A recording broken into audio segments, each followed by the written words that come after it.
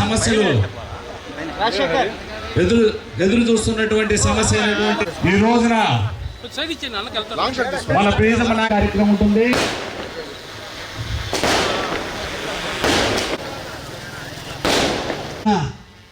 నిరుపయోగంగా ఉన్నటువంటి forest land అంతటిని కూడా డిఫారెస్ట్ చేసి ఆనాటి మార్కెట్ రేటు ప్రకారం అంకణం 7 రూపాయల నుంచి 5 రూపాయల నుంచి 7 రూపాయల రేటు నిర్ణయించి ఇక్కడ ఉన్నటువంటి గవర్నమెంట్ ఉద్యోగస్తులకి వివిధ రకాలైనటువంటి అందరికీ కూడా ఇక్కడ ఇళ్ల స్థలాలు ఇవ్వటం, విశాలమైన రోడ్లు ఏర్పాటు చేయటం అన్నీ జరిగి ఈరోజు కావలికి ఒక వెంగళరావు నగర్ అనేది ఒక ప్రతిష్టాత్మకంగా ఒక ప్రెస్టేజ్ అయినటువంటి కాలనీగా ఉంటున్నటువంటి తరుణంలో వచ్చినటువంటి ప్రభుత్వాలు, వచ్చినటువంటి పాలకులు ఈ ప్రాంతాన్ని కాలనీల రూపంలో అన్ని ప్రభుత్వ కార్యాలయాలు అన్నీ కూడా ఇక్కడ ఏర్పాటు చేసి ఈ కావలి ఒక మహానగరంగా ఎదిగే దాంట్లో ఎంతోమంది భూమికి పోషించారు.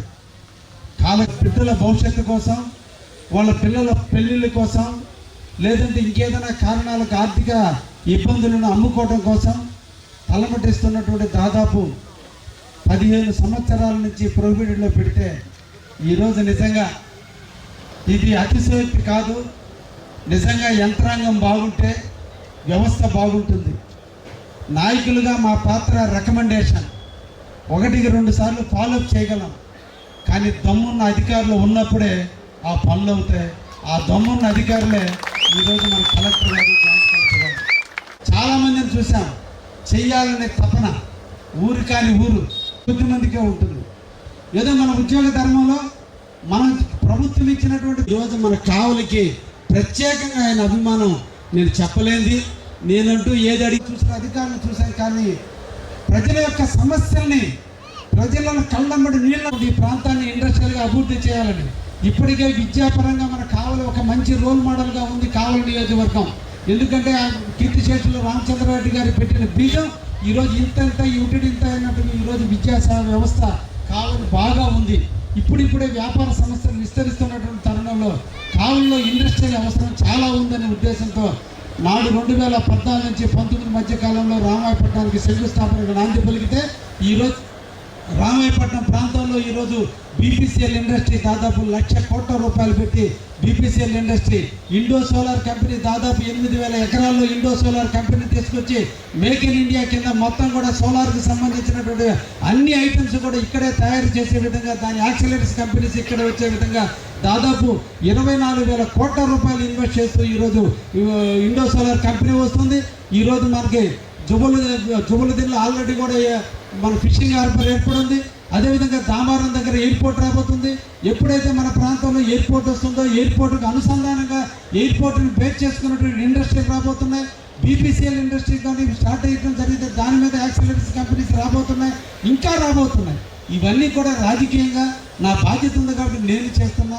ఈ రాష్ట్రాన్ని పరిపాలించేటువంటి నాయకుడిగా మన ముఖ్యమంత్రి చేస్తున్నాడు. కానీ మా ఇద్దరితో పాటుగా మా అందరితో కంటే కూడా ఈ కావలి మీద మమకారాన్ని పెంచుకొని ఈ కావలి ప్రజల శాంతి కాముకులు, కావలి ప్రజలు చెబితే వినేటువంటి వాళ్ళు, కావలికి అండగా ఉండాలని ఈరోజు గౌరవ కలెక్టర్ గారు మన ప్రాంతంలో ఉన్న ఇండస్ట్రీలు తీసుకురావడానికి నిరంతరం కృషి చేస్తున్నాడు. ఈరోజు ఉదయగిరి ప్రాంతంలో కొన్ని ఇండస్ట్రీలు రాబోతున్నాయి. మెట్ట ప్రాంతమైన ఉదయగిరి ప్రాంతం అంతా కూడా సస్యశ్యామలం అయితే ఆ ఉదయగిరిలో వచ్చే ఇండస్ట్రీలకు సంబంధించినటువంటి ఉద్యోగస్తులందరూ కూడా కావలిలో స్థిరనివాసం ఏర్పడే అవకాశం ఉంది. అదేవిధంగా బీపీసీఎల్ దాదాపు 1,00,000 మంది ఉద్యోగస్తులు వచ్చేటువంటి పరిస్థితి ఉంది. వాళ్ళందరూ కూడా కావలిలో స్థిర నివాసం ఏర్పరచుకునే పరిస్థితి ఉంది. ఈరోజు దామారం దగ్గర ఎయిర్పోర్ట్ వస్తే దానికి సంబంధించిన ఉద్యోగస్తులందరూ నెల్లూరుకు పోకుండా కావలిలో ఉండేటట్టుగా ఈరోజు టౌన్ ప్లానింగ్ వ్యవస్థను కూడా మేము విస్తరిస్తున్నాం. ఈ రోజున అందుకనే కావలిలో కూడా లేఅవుట్లన్నీ కూడా అనాథరైజ్ లేఅవుట్లు ఇద్దు, ఆథరైజ్ లేఅవుట్లు వేయండి. భవిష్యత్తుకి మన బిడ్డల భవిష్యత్తు కోసం మనం మంచి దారులు ఏర్పాటు చేయాలి. ఈ పట్టణం మహానగరంగా మారాలి. ఈ పట్టణం ఒక కాస్మో నగరంగా మారాలి. భారతదేశంలోని అన్ని భాషల వాళ్ళు, అన్ని ప్రాంతాల వాళ్ళు కావలికి వచ్చి నివాసం జరగాలంటే మన అందరం కూడా వాళ్ళ సాధారణంగా ఆహ్వానించాలి, వాళ్ళ హక్కును చేర్చుకోవాలి, వాళ్ళకి అండగా ఉండాలి. అదే జరిగితే ఈ కావలిలో హాస్పిటల్ పెంచాల్సిన అవసరం ఉంది, లాడ్జీలు పెంచాల్సిన అవసరం ఉంది, వచ్చినటువంటి వాళ్ళు రిక్రియేషన్ కోసం పార్కులు పెంచాల్సిన అవసరం ఉంది, ఏదైనా మంచి హాస్పిటల్ ఏర్పాటు చేయాల్సిన అవసరం ఉంది, వాళ్ళ బిడ్డల చదువుల కోసం స్కూల్స్ ఏర్పాటు చేయాల్సిన అవసరం ఉంది. అంటే ఒక ఇండస్ట్రీ రావటం అంటే దీనికి కావాల్సిన మౌలిక సదుపాయాలు కూడా ఈ కావాలి బేర్ చేయగలగాలి. వచ్చేటువంటి ఎంప్లాయ్ మా బిడ్డలు చదువుకోవడానికి, మాకు ఏదైనా ఆరోగ్యం బాగలేదు ఉండడానికి. కానీ మన అందరి అదృష్టం ఈరోజు కావలికి ఉన్న వనరులు ఎక్కడ లేవు. ఎందుకంటే నేషనల్ హైవే ఉంది, నేషనల్ రైల్వే ఉంది. కోతపేట దూరంలో మనకి భోగోల్లో ఈరోజు మేము ఎంఎంఎల్పి కూడా ట్రై చేస్తున్న మల్టీ మోడల్ లాజిస్టిక్ పార్కు. ఇక్కడే ప్యాకింగ్ చేయాలి, ఇక్కడే ట్రాన్స్పోర్ట్ చేయాలి, ఇక్కడే కంటైనర్ ప్యాకింగ్ చేయాలి, బ్రేకింగ్ చేయాలి. ఇక్కడే అన్నీ కానీ జరిగితే ఎక్కువ మందికి ఉపాధి కల్పన కోసం ముఖ్యమంత్రి గారు ట్రై చేస్తున్నారు, మా గౌరవ కలెక్టర్ గారు కూడా ట్రై చేస్తున్నారు. ఇంటర్ ఎక్కడో పెరిగారు కానీ మా ప్రాంతానికి వచ్చారు. ఇది మీ పుట్టినిల్లుగా భావించండి, ఇది మీ సొంత ఊరుగా భావించండి. మా ప్రజలు శాంతి కాముకులు, ఎప్పుడు కూడా నోరెత్తి అడగలేనటువంటి మా కావలి ప్రజల కోసం తప్పకుండా మీరు ఎప్పుడు కూడా మీకున్నటువంటి టైంలో కొంత టైం మా కావలి కోసం వెచ్చించి మా బ్రహ్మం గారి కాలజ్ఞానం చెప్పినట్టుగా ఈ కావలిని కనకపట్టిన దిశగా అడుగులు వేసేదానికి మీరు కూడా ఉండాలని జీవితంలో మా కావలికి ఒక ఆన్వాయితీ ఉంది సార్. ముఖ్యంగా ఈరోజు చాలా సంతోషకరమైన విషయం కావలి యొక్క వెంకటరామనగర్ కాలనీకి సంబంధించి. ఎందుకంటే మనకి కావలి పరిసర ప్రాంతాల్లో దాదాపుగా లక్షల కోట్లకు సంబంధించినటువంటి ప్రాజెక్టులు, ఎంతో ముఖ్యమైనటువంటి ప్రాజెక్టులు రావడం జరిగింది. దానికి ఈ ప్రాంత ప్రజలు కూడా ల్యాండ్స్ ఇచ్చి కూడా సేకరించడం జరుగుతూ ఉంది. దానికి మన గౌరవ కలెక్టర్ గారు కృషి ఎంతో ఉంది ఈ యొక్క ప్రాజెక్ట్ ఇక్కడ రావడానికి కూడా.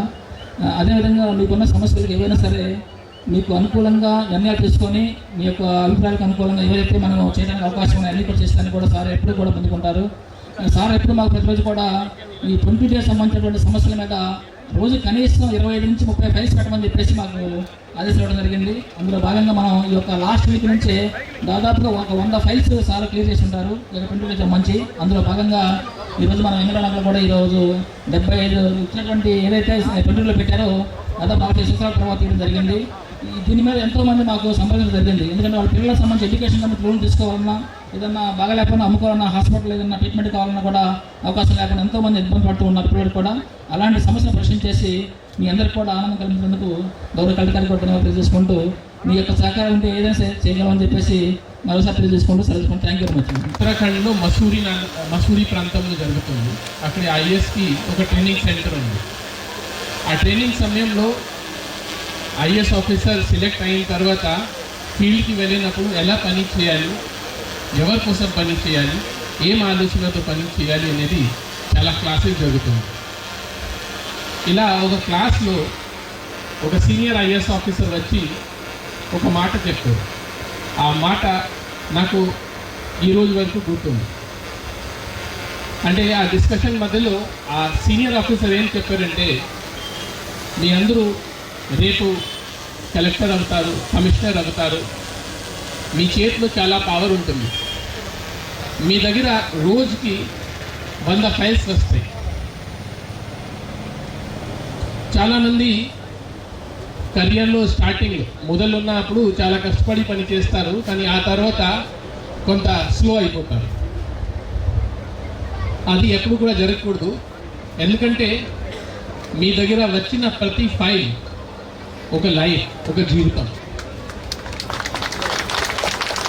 ఎప్పుడు కూడా మీ దగ్గర ఫైల్ వచ్చినప్పుడు ఆ ఫైల్లో ఒక పర్సన్కి లైఫ్ ఉంది అలా ఆలోచించేసి ఆ ఫైల్ని చదవాలి.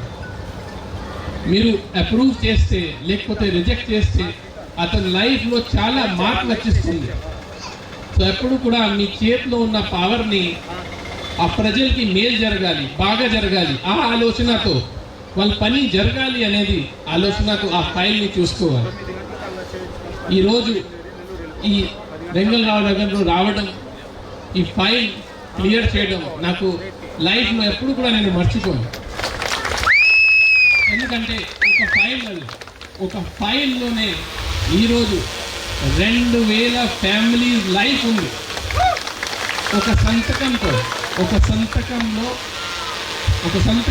2000 ఫ్యామిలీస్ కుటుంబాల్లో నేను ఏదో చిన్న హ్యాపీనెస్ తీసుకుని రాగలిగాను. సో మామూలుగా కలెక్టర్గా ఎలా ఉంటుంది అంటే, మీరు బాగా పని చేస్తున్నారా లేదా అనేది ఎలా ఉంటుంది, రాత్రి మంచి నిద్ర రావాలి. ఈరోజు నాకు మంచి నిద్ర వస్తుంది, ఎందుకంటే ఈరోజు ఒక మంచి పని. ఇక్కడ నేను చెప్పాల్సింది అంటే, ఈరోజు మంచి పేరు నాకు వచ్చింది, కానీ కృషి మన ఎమ్మెల్యే గారు. మామూలుగా నా దగ్గర కలెక్టర్ దగ్గర చాలామంది వస్తారు, టైం అడుగుతారు, కానీ పర్సనల్ పని కోసం అడుగుతారు. సార్ మాకు ఒక రోడ్ ఇచ్చేసేయండి, మాకు ఇది ఇచ్చేసేయండి, అది ఇచ్చేసేయండి. గత వారంలో ఎమ్మెల్యే గారు సార్ ఒక చాలా ఇంపార్టెంట్ పని ఉంది, మీరు 10 minutes నాకు ఇస్తే మీకు పర్సనల్గా వచ్చి బ్రీఫ్ చేస్తాను. ఏముంది ఎమ్మెల్యే గారు? లేదు మీకు ఫోన్లో అర్థం అవుతుంది సార్, నేను మాకు 10 minutes ఇవ్వండి, మీ ఇంటికి వచ్చి మీకు ప్రశాంతంగా ఎక్స్ప్లెయిన్ చేస్తాను, అప్పుడు మీరే డిసైడ్ చేయండి. ఈ పని కోసం ఎమ్మెల్యే గారు నాకు టైం అడిగి కొంత సమయం వెయిట్ చేయాల్సింది వచ్చింది. కానీ అది లేదు, ప్రజల కోసం చేస్తున్నాను కాబట్టి కూడా వెయిటింగ్ చేయడం తప్పదు. వచ్చి నాకు ఎక్స్ప్లెయిన్ చేస్తారు, ఎక్స్ప్లెయిన్ చేసి నేను చెప్పేది మీకు చెప్పింది చాలా ఇంపార్టెంట్, నేను 24 గంటల లోపల ఈ ఫైల్ క్లియర్ చేస్తానని హామీ ఇస్తున్నాను. ఇక్కడ నా జాయింట్ కలెక్టర్ గారికి కూడా నేను అభినందన ఇస్తున్నాను, ఎందుకంటే నేను ఇన్స్ట్రక్షన్ ఇవ్వడం కానీ పని చేయడం జాయింట్ కలెక్టర్. నేను చెప్పిన వెంటనే సార్ నా దగ్గర కూడా సార్ ఆ ప్లేస్ నుంచి కనీసం 3 వచ్చారు. ఒక పర్సన్ అంటే సార్ నా బాబుకి యూఎస్లో సీట్ వచ్చింది, నా దగ్గర డబ్బు లేదు, నేను బ్యాంకులో కాగితాలు పెట్టి లోన్ తీసుకోవాలి, కానీ 22లో ఏలో ఉంది కాబట్టి నాకు లోన్ రావడం లేదు, నా బాబు భవిష్యం మీ చేతిలో ఉంది, అలా జాయింట్ కలెక్టర్ గారికి చెప్పడం జరిగింది. జాయింట్ కలెక్టర్ గారు అదే సార్ ఇది చేస్తే బాగుంటుంది అని నాకు వెంటనే చెప్పారు. 24 గంటలోప ఇచ్చిన హామీ మేము పూర్తి చేయగలిగాం, చాలా సంతోషం. ఇప్పుడు కావాలి అంటే నాకు చాలా ఇష్టం, ఎందుకంటే ఈ ఏరియాలో ఎమ్మెల్యే గారు చెప్పినట్టుగా ఖచ్చితంగా రాబోయే రోజుల్లో ఇది ఒక గోల్డెన్ సిటీ అయిపోతుంది, దీనికి అసలు డౌటే లేదు. మిగతా మన ఆంధ్రప్రదేశ్ రాష్ట్రంలో కొన్ని 2-3 సిటీలోనే బాగా అభివృద్ధి జరుగుతున్నాయి, అన్ని చోట్ల జరుగుతున్నాయి, కానీ 2-3 చోట్ల చాలా నెక్స్ట్ లెవెల్ అభివృద్ధి జరుగుతున్నాయి, వైజాగ్ కానీ తిరుపతి కానీ దానికంటే నాకు పర్సనల్ అభిప్రాయం అంటే కావాలి వాళ్ళకంటే కూడా బెటర్ చేస్తుంది రాబోతుంది. కావాలిలో ఎప్పుడూ లేని విధంగా అభివృద్ధి జరుగుతుంది. బయట నుంచి పబ్లిక్ వచ్చి మాకు కావాలిలో కొంత 5 సెంట్ భూమి దొరికితే చాలు అనేది ఆలోచించేస్తున్నాం. ఇటు మేము కనిపిస్తూ వాళ్ళు గుర్తు చేసుకో ఎక్కువ సార్ ఇలా తీయండి ఫోటో. రాజా ఇట్లా వాళ్ళ కెమెరామెన్ వెంగళరావు నగర్ వాసులు దిగమ్మ విముక్తి కలిగించిన ధన్యుడా మీకు ధన్యవాదాలు.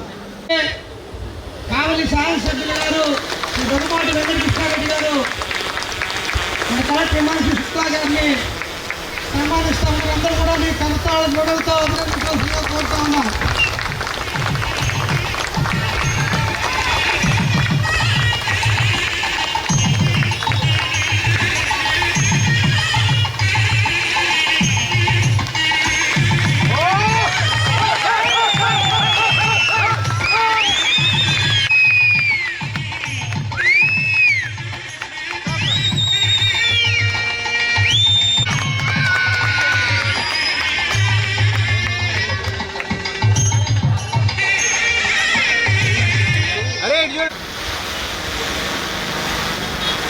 ఈ 6 వార్డులకు ఇంపార్టెన్స్ ఇస్తున్నాం. మన 19వ వార్డు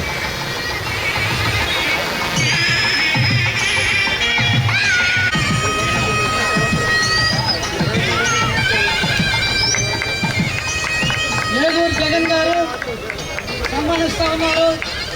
19వ వార్డు అయిపోయినాడు. కింద రండి, 19 కింద రండి దయచేసి.